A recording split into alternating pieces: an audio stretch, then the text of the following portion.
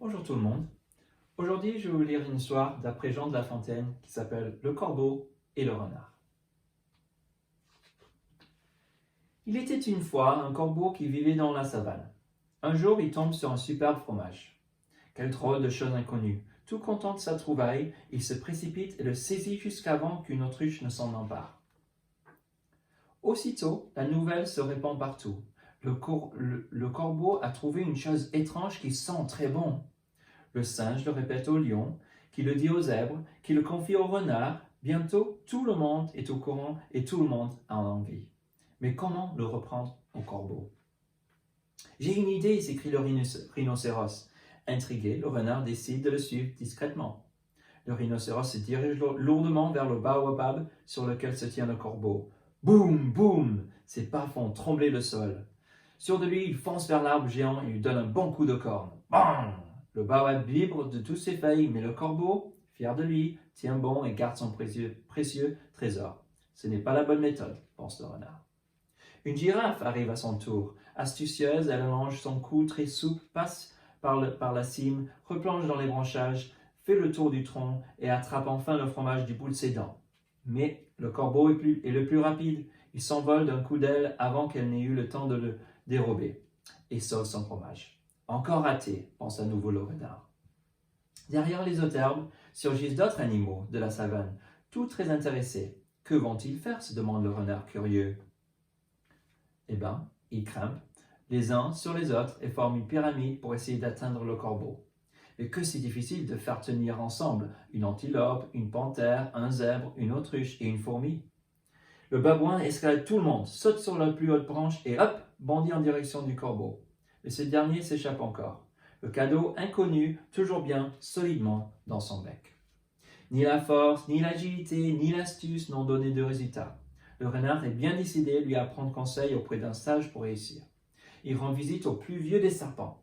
Au serpent qui connaît tous les ruses, comment faire en sorte que le corbeau lâche de lui-même sa trouvaille qui sent si bon? C'est très simple. Fais-lui ouvrir le bec. Le renard réfléchit et rit tout seul.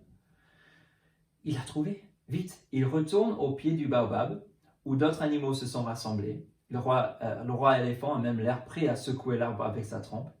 Mais le renard bouscule tout le monde et s'avance au premier rang. Hé, coucou corbeau, vous a-t-on déjà dit que vous étiez splendide? Je vous assure, je n'ai jamais vu d'aussi belles plumes que les vôtres. On pourrait en faire des bijoux. Le corbeau, séduit, descend quelques branches en sautillant. Enfin un ami. Il hoche du bec en se tortillant, curieux et ravi à l'avance d'en entendre plus. Pour une fois qu'on ne cherche pas à lui arracher son bien. Le renard insiste. Voix de renard, vous pouvez me croire, j'ai voyagé aux quatre coins de la terre et jamais je n'ai vu d'aussi magnifique oiseau que vous. Le corbeau, cette fois, est enchanté d'avoir un admirateur. Sans se méfier, il se pose juste à côté de la tête du renard. Mais vous ne répondez pas, demande le renard. Vous êtes timide? Je suis étonné. Je crois au contraire que votre chant est aussi magnifique que vos plumes, et qu'avec toutes ces qualités, vous devriez être le roi de cette savane depuis longtemps. L'éléphant pousse un enregistrement. Roi, lui, ce stupide oiseau? Au discours du renard, le corbeau s'est gonflé de fierté. Bien sûr qu'il pourrait être le roi. Il n'a qu'à leur montrer à tous comme sa voix est belle et puissante. Ouvrant tout grand son bec, il prend une large respiration et patatras, voilà le fromage par terre. En un clin d'œil, le renard s'en saisit et triomphal lance à tous les animaux. Cher ami, apprenez que tout flatteur profite facilement de celui qui l'écoute. Et il file à tout pattes avant que les autres puissent le lui prendre. Crois-moi, il a compris très vite quel délice ce fromage pouvait être. Tout penaud, le corbeau repart à tire-d'aile vers d'autres horizons en se disant qu'il s'est bien fait rouler par un chenapan. Plus jamais on n'aura avec des flatteries. Les petits malins ne gagneront pas toujours. Et voilà l'original aussi. Le corbeau et le renard.